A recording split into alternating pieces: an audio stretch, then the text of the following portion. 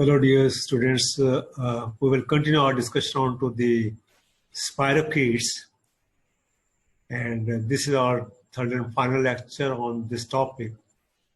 And I would like to recall your memories regarding the ultrastructure of the spirochetal cell.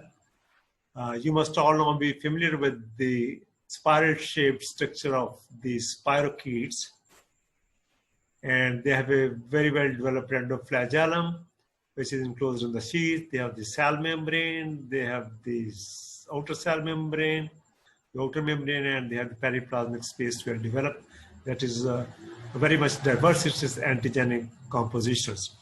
We have already through with the general characteristics of the spirochetes, but just to remind you that the spirochetes that we are going to discuss today, they are thin-walled flexible spiral organism of rod in shape.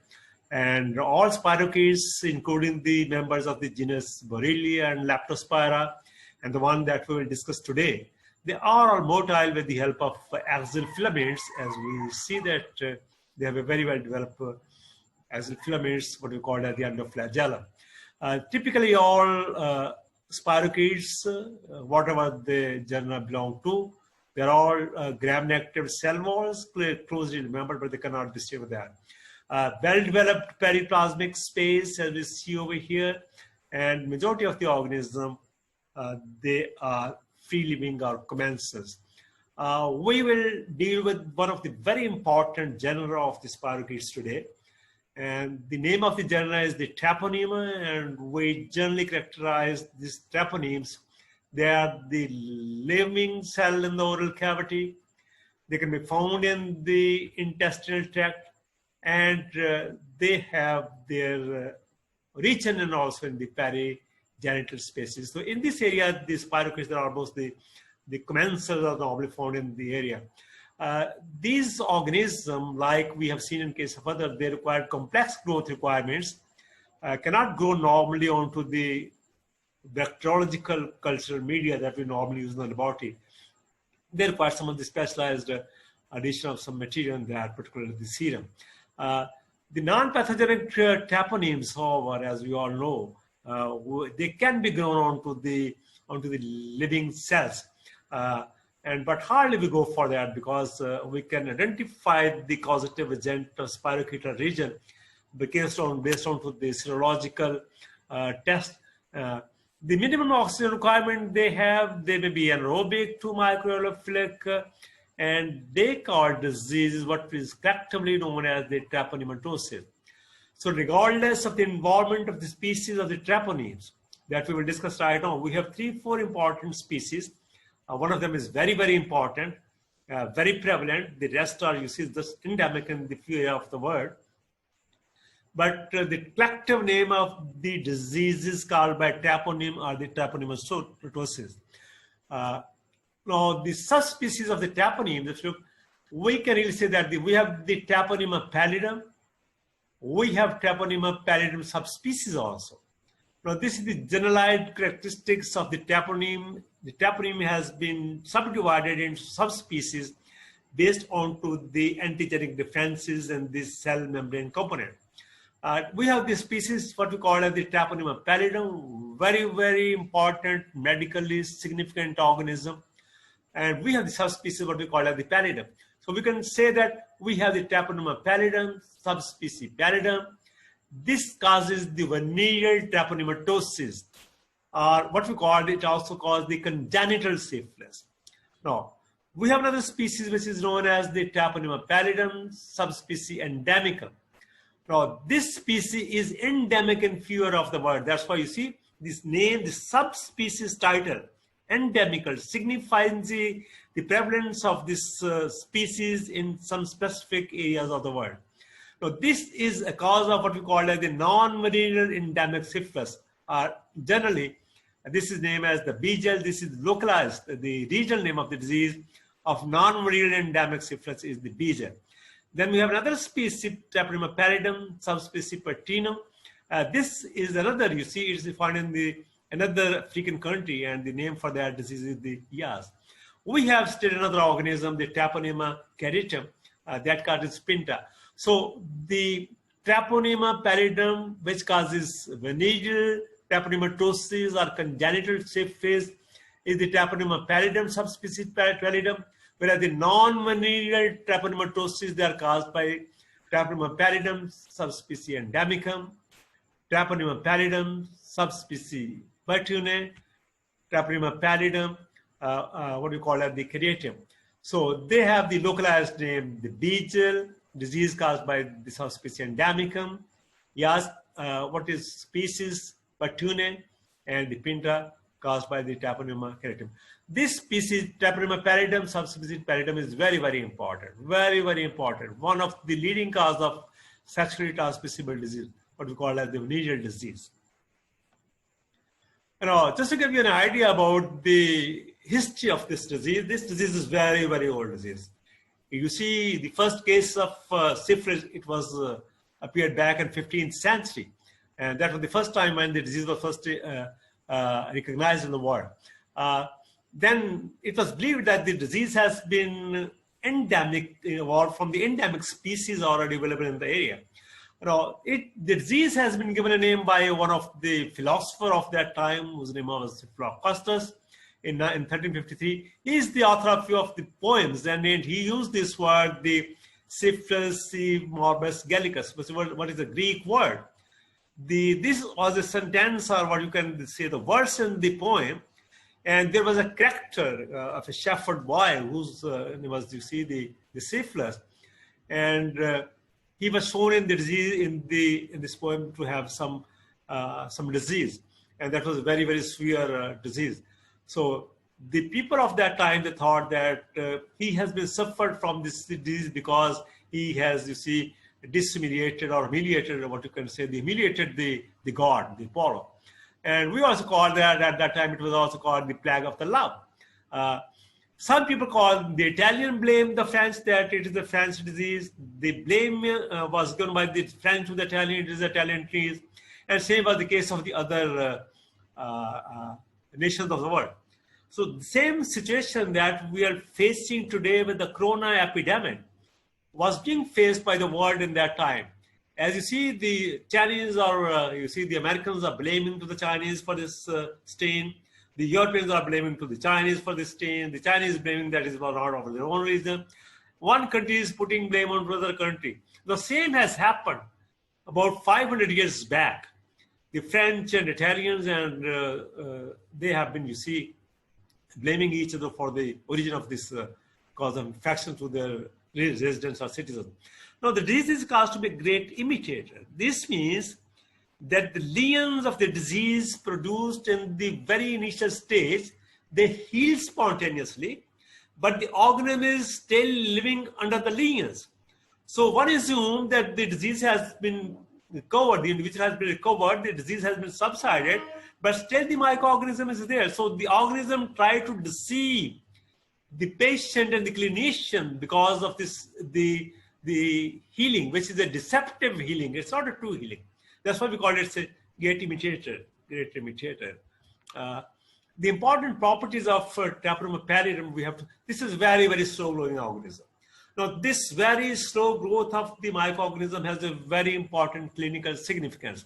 Now, all those microorganisms, particularly the treponemes, which grow very slowly, they need a continuous level of antimicrobial drug at the therapeutic concentration in the blood, so that the drug can cover the entire phase of the multiplication of the organism. The organism is multiplying slowly, takes long time, so we need a constant, regular therapeutic concentration of the drug in the blood, so that it keep on checking the growth of the microorganism. So this is very, very important. This is very significant with reference to the treatment of this disease. You see, we'll have to give treatment for a long period of time, and we have to ensure the constant therapeutic concentration availability, or what you call it, the bioavailability in the blood, for this continuous long period of the time. So for that purpose, we need a drug which is a slow release drug, or a drug that is given in the form of a depot, so that can really solely give the therapeutic concentration, or keep the therapeutic concentration in the blood. We cannot grow this microorganism, as we already said in the culture media. Now, this organism, it has very strange behavior once entered in the human body. It induces two types of antibodies. What we call as it induces the specific antibodies, and it also induces the non-specific antibodies. So we have two types of antibodies. The specific antibodies in the serum, they are detected by the hemagglutination assay or by the immunofluorescence assay.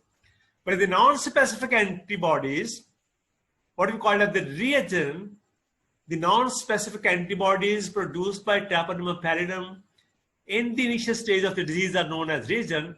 They are detected by the flocculation of the cardiolipin, which is an antigen which is found in the beef heart extracts. Now, the both specific anti-Treponema antibodies, and non-specific region, they are used in the serological diagnosis of the disease. Now, stay here for the organism produces the non-specific antibodies, and it also produces the specific antibodies. Now, in the initial stage of the disease, as we will discuss in the pathogenesis of the disease, there is a release of non-specific antibodies. For the detection of non-specific antibodies in the early or initial stage of the disease, or in the primary syphilis, what we call that, the secondary syphilis, we need the non-specific antibody detection test like what we call as the reagent. And in case of later stage, in the tertiary stage, where the antibody persists for the rest of the life, we need what we call as the specific anti-Treponema antibodies. Specific anti-Treponema antibodies, Treponema pallidum antibodies. And we need the specific region used in both of these cases. So for two specific antibodies and non-specific antibodies produced by the microorganism, we need two different of tests, the non-specific test and the specific test. The non-specific test, what we call as the non-specific serological test, and the specific serological test are used to the detection of specific antibodies and non-specific antibodies. If you look at the epidemiology of the Treponema pallidum, the humans are the sole natural host, and they are the sole source. Although sometimes the species may have been found in one of the breed of the rodents, but you see, normally it's a human-specific organism, the source of the human. The organism is extensively fastidious and it's very much sensitive. About 12 to 30% of the infection is from an infected sexual partner. So it's a sexually transmissible disease. Syphilis is one of the leading causes of sexually transmissible disease, what we call as the STDs. The co-infection with other diseases, particularly with the AIDS individual, it has been a deadly combination. We also have some of the other important sexually transmissible diseases like chlamydia, trachomatis, and one more. So this is sexually transmissible disease, keep in mind. The organism can be transmitted from the lesions on the skin and the mucous membrane. And these lesions, they contain active, infective, live spirochetes. So they come in, anybody who come in contact with these skin lesions or in the mucous membrane, he or she can get the infection. Now, the organism can be transferred in pregnant mother to the fetus. It can cross the placental barrier.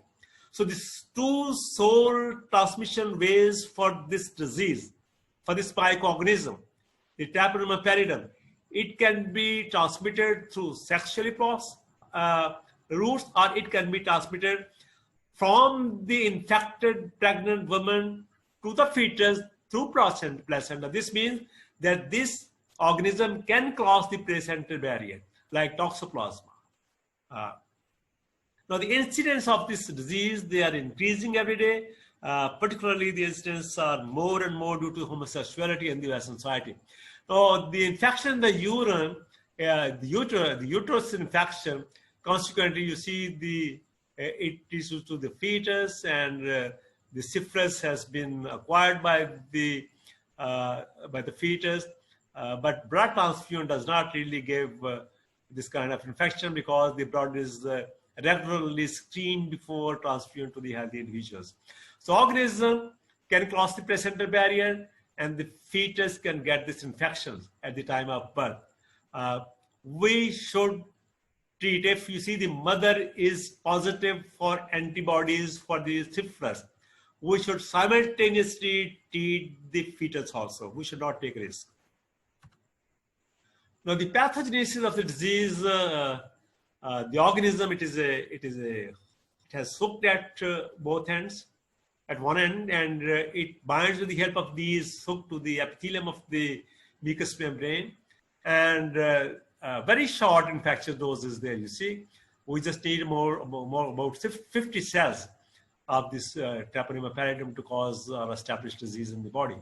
Now it binds, the organism binds with the help of hooks to the epithelium, where it multiplies, and then it penetrates by dissolving the tissues with the help of an enzyme which is known as hyaluronic acid that decement the cementic material of the tissue. Then it moves into the circulation and it infects the endothelium of the small intestine, small blood vessels, and it causes what you call as the endarteritis. This is very common. Now, all stages of the Treponema pallidum disease syphilis, all stages of the syphilis, we have 3 different stages: the primary syphilis, the secondary syphilis, and the tertiary syphilis. And we also have some of the phases, the latent phase and the early phase. In all of these stages, especially you see there is the endarteritis, and this is particularly common site for this endarteritis are the brains, the CNS lesions, and you can see the Treponema pallidum. And particularly in the tertiary syphilis, you can have the lesions in the brain. Now all these, you can see this, early stages, but this is very common in the tertiary stages in brain and in central nervous system. The organism is very, very slow growing, as we said. It has the generation time of about 30 hours compared to that of the Escherichia coli that can replicate, or it has a generation time of just 20 minutes. This is what we call as the 20 minutes genetic map of the Escherichia coli. This cells grows about 30 hours to grow, whereas the cells of the Mycobacterium tuberculosis needs, you see, the weeks to grow. So very slow growing microorganism. The virulence factors, they appear to be present in the outer membranes that we see in case of all other gram-negative microorganisms.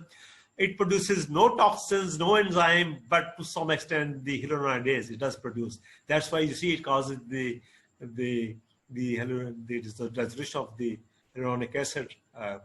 It does not kill the cell directly, but the cell-mediated immune response, it is unable to contain this disease. The disease, even after initial response by the immune system, it can still progress to the chronic infection. It's really a chronic disease. So it's really a very, very chronic disease. The organ damage when there is a granuloma. We will discuss this stuff. What is a granuloma? Granuloma is it's a chronic granulomatous lesions that occurs in response to the what you call as the continuous immune system sensitization, and response occurs and it blocks the circulation when there is a granuloma formation. Now you see this is one of the most common diseases, like tuberculosis, it makes tuberculosis a granuloma. The syphilis makes a granuloma. Sometimes you will face 2 questions in the examination. Write a note or write some messicus type short essay onto the true granulomatous bacterial infection. So one is the syphilis of choice, and the other one must be the tuberculosis. You can write any one of these. Now the distinct clinical stages has been designed. There are 3 clinical stages: the primary, the secondary, and tertiary syphilis, and we can hardly demarcate based on the generalized signs and symptoms. But of course, the lesions can really give us a clue that the patient at what stage of the disease is. So we have the primary syphilis, we have the secondary syphilis, and we have the tertiary syphilis.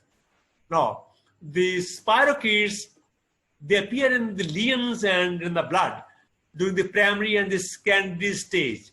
And at this stage, the disease is communicable. The lesions, they are rich in the spirochetes. The blood, it is rich in the spirochetes. So this means that there is a bacteria has been established. The lesions also contain this. So any contact with these lesions or the transfusion of the blood, it can lead to the transmission of the disease. So the disease is infectious at the primary and secondary stage of its development, but non-communicable during the tertiary stage because the granuloma formation has been taken place. It has been, you see, the disease has been arrested to a particular area, and it can be transmitted during the latency, but with very much specific signs and symptoms that we will discuss. So the initial stages of primary and secondary stages, they are very much, you see, the source of infection to the healthy individuals. Now, the organism after entrance, it multiplies at the inoculation sites, and particularly in the skin or in the mucous membrane, and where it forms a local non-tender ulcer, and this has a specific name, what we call as the chancre. Chancres are the specific name given to the lesions caused by Treponema pallidum at the localized site, which are non-tender ulcers. The non-tender ulcers that appears first at the site of infection, they are known as chancres. So the primary lesions are the chancre, remember, because we do have more other lesions. The primary syphilis lesions are known as chancres. They appear in the mucous membrane or onto the skin or at the site of infections, and they are non-tender ulcer. Now, the appearance of the chancre, it starts from about 1 week to 3 months due to the multiplication of the spirochetes, because it takes such a long time in order to establish the first lesions, because it's a very slow growing microorganism. So the number of organisms, it reaches to its pathogenic potential number after about 2 weeks to 3 months time, and you will see the first lesions in the primary syphilis, what we call as the chancre. Please remember. The chancre, then you see that later on it is small, red, and the hard bump like enlargement, and then it breaks down and leaving a shallow for margins, and base of the beneath, in this case, it is before the crust, you see, it is rich with the spirochetes. The spirochetes, they swim in the base of the lesions, particularly in case of primary and secondary syphilis. So this is how it would look like the primary lesions. This is what we call as the chancre. The appearance of chancre at any anatomical site of the body, anywhere in the skin or in the mucous membrane, like in the oral cavity, on the tongue, and particularly on the other organs. The most chancres, they appear in the external as well as in the internal genitalia. That's the most professional, and that makes sense because of the sexual transmission of this disease. The 20% of the individuals, they can have these lesions on the lips, on the oral cavity, on the nipples, fingers, and on the rectum. And the chancre heals spontaneously.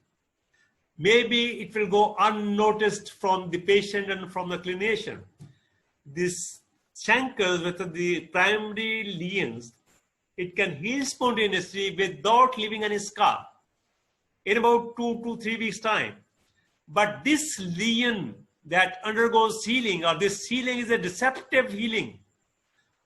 We, the clinician or the patient, assume that the disease is no more there, the healing has been taken place, but they see it is a deceptive healing because this area below this primary healing is very much rich with the spirochetes. The spirochetes are still multiplying.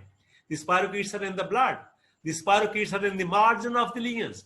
So if you make a slide and take a specimen over here, you can see the microorganism in the raw field microscopy. So we should not be deceived as a clinician from this deceptive behavior of the spirochete Treponema pallidum.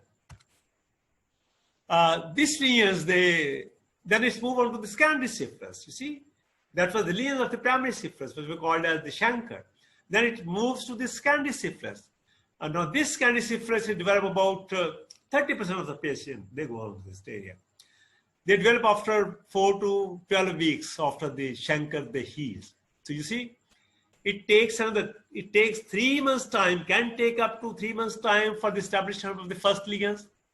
Then after deceptive healing, it takes another 3 months time to reappear after the chancre has been healed. And the symptoms in this case, the SCANDI-syphilis, they are very profound, they are intense symptoms.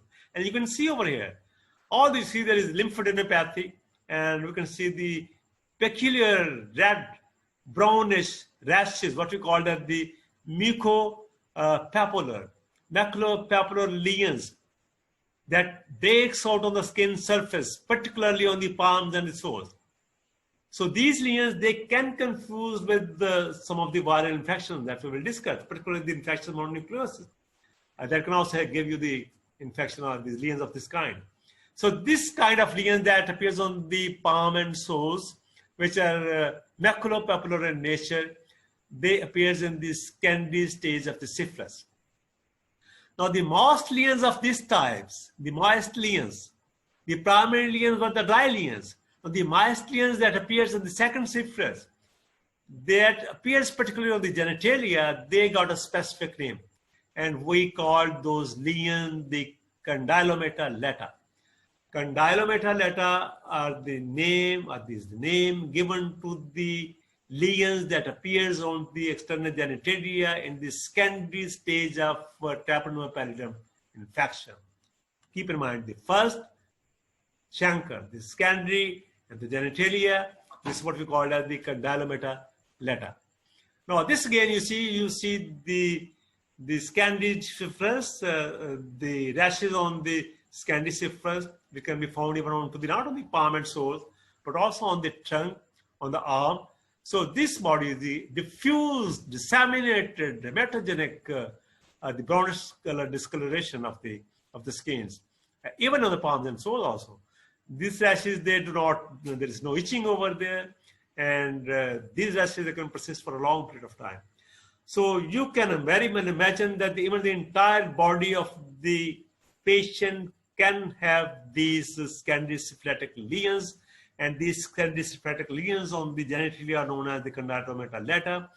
These lesions are brownish, red brownish in shape, and they take even months and years to disseminate and to disappear. Now, these lesions, again, as I said in the very beginning, the lesions in the SCANDI stage also, they contain very, very viable number of spirochetes. And these lesions, they also can, you see, they disappear spontaneously. Now, when they disappears, but the organism is still there, so it can disseminate into the bone, the hair follicle, joint, liver, eye, brain, and kidney. If you look at this area, each and every organ or anatomical side of the body can be involved. It can go into the brain, right? It can go into the heart, can be in the muscles, can be in the kidneys, skeletal area, and it can be in the lymph nodes. So the lymph nodes, brains, heart, muscles, kidneys, skeleton, any organ can be involved with the help of this SCANDI infection. Now these symptoms, with the generalized Huntington symptoms, like headache, like some fever, like arthralgia, myalgia, there is no anorexia, the feeling is almost good. The symptom disappears in few weeks, and certain symptoms, they can linger for months and years. They can linger for months and years because we have the primary syphilis, we have the SCANDI syphilis, and in SCANDI syphilis, about 30% of the cases, they can be entering into the latent stage. Now we have the latency, and latency is really with that of the tertiary syphilis. This is very, very rare. Normally, if we start a treatment with the long-acting antimicrobial drug, particularly the penicillin is the drug of choice. We can also use the doxycycline, but resistant to doxycycline has been reported. Penicillin is still effective. So we have to use the long-term. In the initial stage, the primary and secondary syphilis can be treated with the penicillin G, whereas in case of tertiary syphilis, which is almost its response is very poor, and we have to go for the dipod form of penicillin. It's very rare, tertiary syphilis, and about 1/3 of the patients who suffer from syphilitic infection, they enter into the tertiary stage, and the latency period is very long. The disease can be reactivated, or it can go for about latency for about 20 years time. So look at the latency potential of this microorganism. Early and late, we have two stages in latency. We have the early and the late phase of latency. In the early phase, antibodies, they can be detected. And we cannot detect the parasite at this stage. And the serology is positive at this area. The anti-Treponema test that we can do, the non-specific and specific tests, they are positive at this stage. The cardiovascular syphilis, because of the lodgement of the organism in the cardiac muscles, and there is damage to the arteries, particularly the small arteries, and the aortic valve leads to cardiac complications. Now, this is what we call as the guma. Gumas are the granulomas, and they appear at the tertiary stage. So the lesions of the Treponema pallidum that appears at the tertiary stage, they are known as the gumas, the granulomatous lesions. So primary syphilis, early lesions, chancre. Secondary syphilis, lesions at the specific area, particularly of the genitalia, condyloma, latum. Now the tertiary lesions, which are granulomatous lesions that appears in the later stage of the disease, they are known as gumas. Now, if you look at the structure of the gumas, they can develop in the liver, they can develop in the skin, in the bone, cartilage, or in the central nervous system.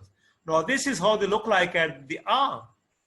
It's a ring-shaped erosive structure that appears on the arm, on the foot, and the other gumas can also appear, as I said, it can appear in the bone, it can appear in the lungs.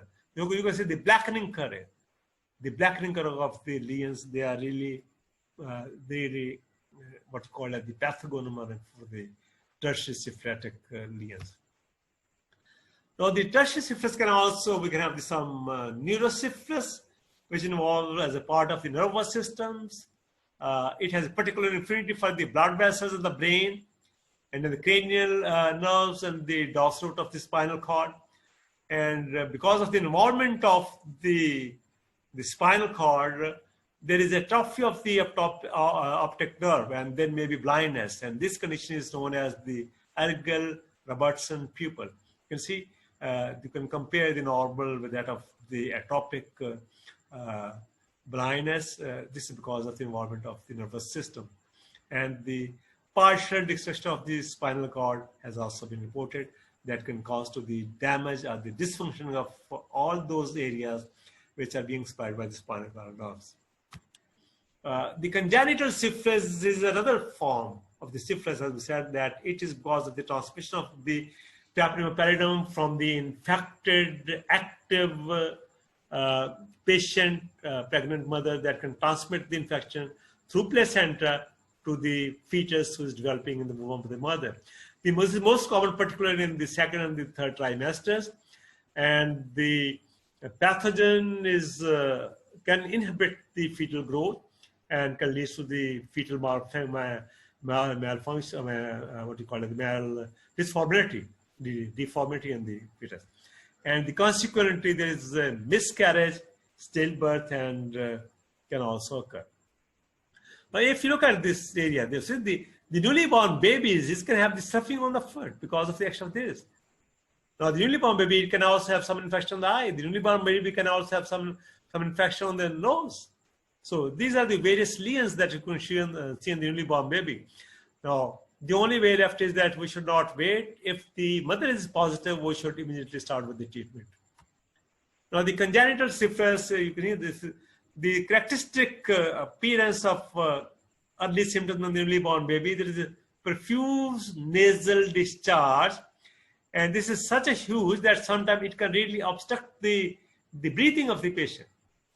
So this is what we call as the snuffle, the specific condition in which the nose of the newly born baby become blocked with the profuse nasal discharge, and it blocks the breathing. This condition is what we call as the snuffles of the baby, right?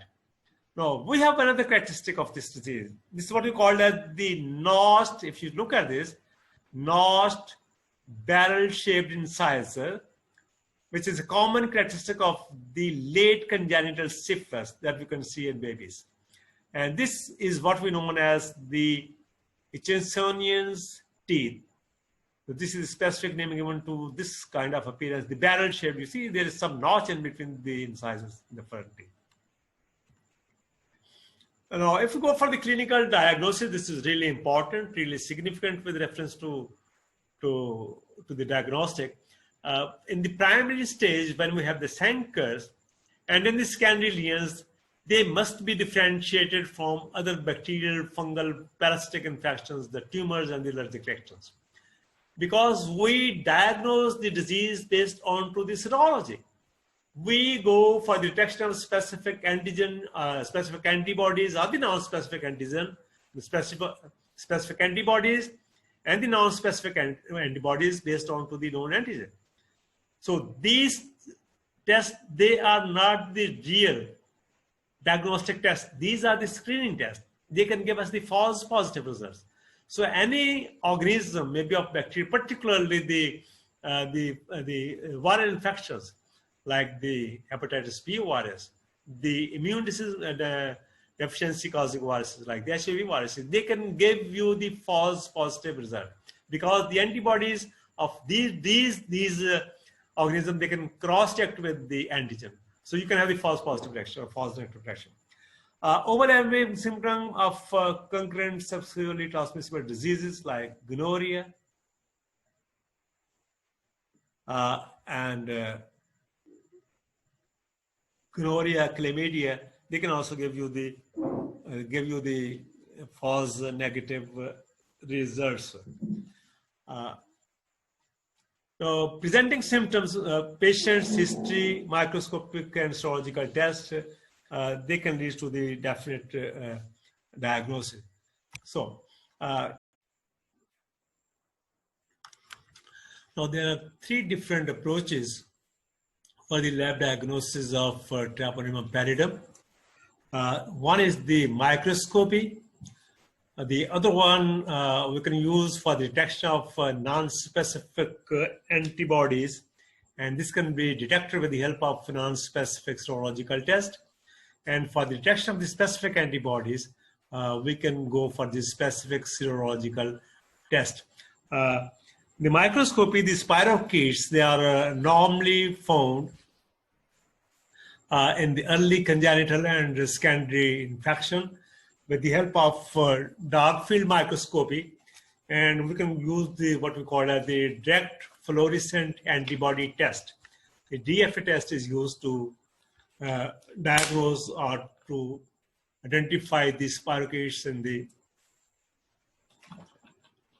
the lesions. These organisms, they are not normally seen with the help of the gram stain smears, whereas in case of dark field microscope, we can go for even the silver staining procedures. Now, the lesions that are used, that can be used for the microscopy, we can get specimen even from the condylometallatum, which is the lesions in the tertiary stage of the disease. So we can go for the dark field microscopy with the help of fluorescent antibody, what we call as the test, what we call as the direct fluorescent antibody test, DFA. In tertiary cases, we have to go for the staining with the help of silver stains, and we can go for the identification of these spirochetal cells. Now, this is how the dark field microscopy would appear. And you can really see the differences between the normal staining procedure and if you go with the silver staining procedure, what we call as the silver impregnation. Now, this here you can see the Treponema pallidum in syphilitic chancre, whereas the primary lesions, and we can see the spirochetes, and we can see also the RBCs and the other tissue cells. But if you stain this with the help of silver staining procedure, or what we call as the silver impregnation, you can really appreciate the power of this silver staining to establish the understanding and identification of the Treponema pallidum. Now, both sides, same from the chancre, you see the prepared from the in the early stage from the chancrous lesions, but look the efficiency of the silver impregnation or silver staining compared to that of the normal staining procedure, and you can really identify the spiral-shaped microorganism, thin spiral-shaped microorganism. Now, for cases of non-specific serological test, we normally use the non-treponemal antigens. They are used for the detection of non-specific antibodies. Now, these are the extract of what we call as the cardiolipin, which is a beef fat extract, and it reacts with the antibodies in the serum sample of a patient of syphilis. And these antibodies, which are a mixture of antigen, IgG, and IgM, and these IgM and IgG, they are called what we call as the reagent antibodies. This is detected with the help of test which we call as the flocculation test.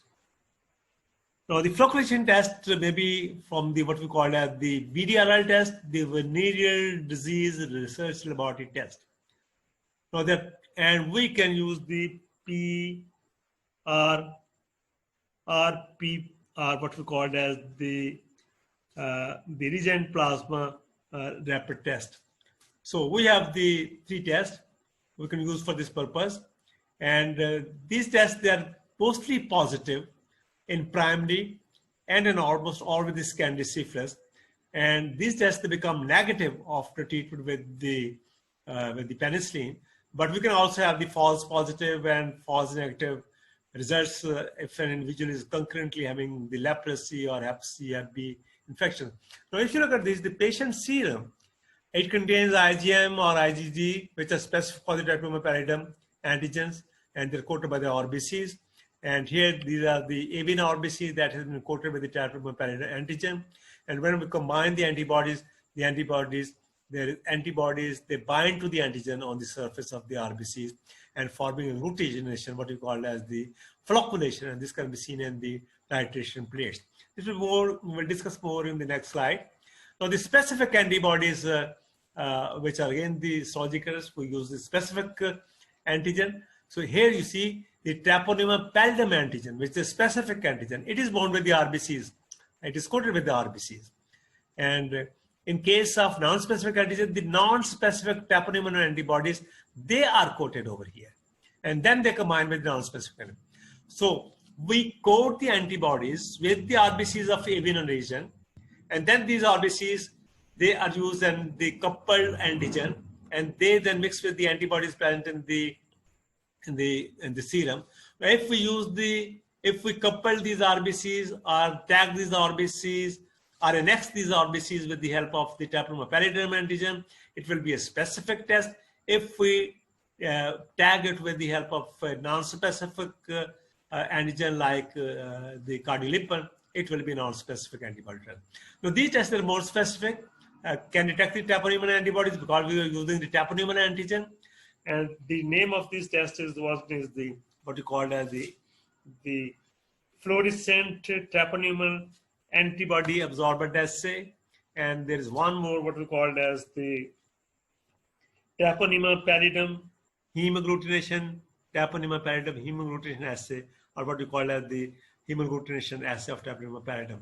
Now, these tests, they remain positive for the rest of the life, whereas the non-specific tests are we detect the Treponema antigen at the non-specific antibodies of that. In specific titer, we detect the specific antibodies with the help of specific antigen which have been tagged with the Treponema pallidum antigen. So we have some other forms of syphilis, what we call as the non-venereal treponematosis or non-syphilitic treponematosis. These are infections which are caused by the spirochetes, which are, you see, indistinguishable from the Treponema pallidum, but they are specifically present in specific population of the world, and are transmissible with the help of direct contact. The closely resemble syphilis, rarely transmitted sexually and congenitally. endemic in the specialized area of the world, in tropical and subtropical region particularly. In the treponeme, they cannot be differentiated from the syphilis because of its morphology or behavior. So they mimic with the other syphilitic treponemes, but they are very confined to specific subtropical and tropical regions of the world. Excuse me. Now, these organisms, again, with like that of these spirochetes, they are slow, progressive growing. Primary, secondary, and tertiary stages of the disease may be involved in this. It begins with the local region of the treponeme in the skin, as we see on the mucous membrane, same as we see in case of the Treponema pallidum infection. Then they spread to the subcutaneous tissues, bones, and joints, as we have seen again with that. And the drug therapy you see again is the penicillin, erythromycin, or tetracycline. This is how they will look like. We can go for the endemic treponematosis, what we call as Beagle, and we know that the Beagle is the name of the disease, which is called with the specific organism, Treponema pallidum subspecies. This is more common in Africa. The skin and the membranes fold you can see on the face of this child, young boy with endemic syphilis, which is caused by Beagle. Treponema pallidum subspecies Beagle. Subspecies. Now, this is Beagle is the name of the local name of the disease. Now, the clinical appearance of the yaw, which is another disease caused by the subspecies of the treponema. And here you can see the drainage sores, and this is what we call as the mother's yaw. So, specific name for the specific non-treponemal diseases. That was all about the treponemes, syphilitic and non-syphilitic, sexually transmissible disease of clinical significance, health importance, and academic importance also. Now, you can see there are some lesions like a pox and some lesions like a herpes. They can also confuse with that of the lesions that we see on the palm, soles, and trunk of the body in case of syphilitic infections. So these two, they have the pox is even more lovable than my herpes. The herpes, the pox, and the syphilis. That was all about this. Thank you very much and enjoy your time. Thank you.